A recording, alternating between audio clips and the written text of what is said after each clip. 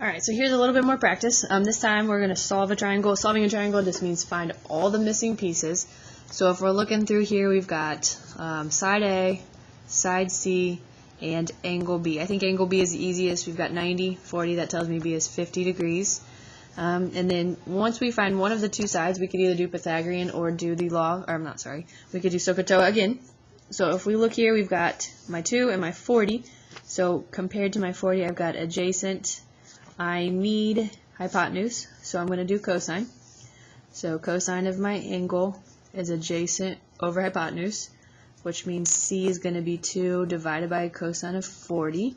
So 2 divided by cosine of 40 gives me a value of 2.61.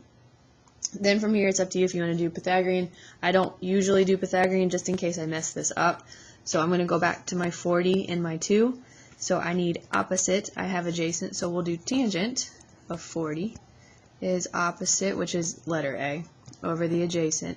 So then A is going to be 2 times tangent of 40, which gives me 1.68.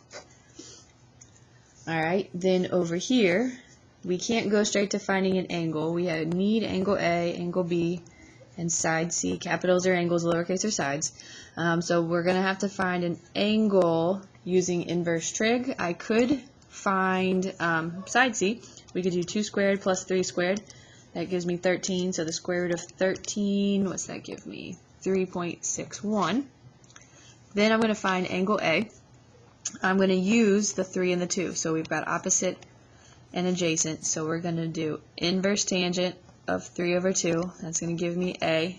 So when I type that in, whoops, hold on, inverse tangent, I get angle A to be 56.31 degrees. I could subtract that from 90. Let's see here, 90 minus 56.31. We end up getting 33.69. You could have also done another inverse trig, but if I know that I've got 2 of my 3, I could subtract.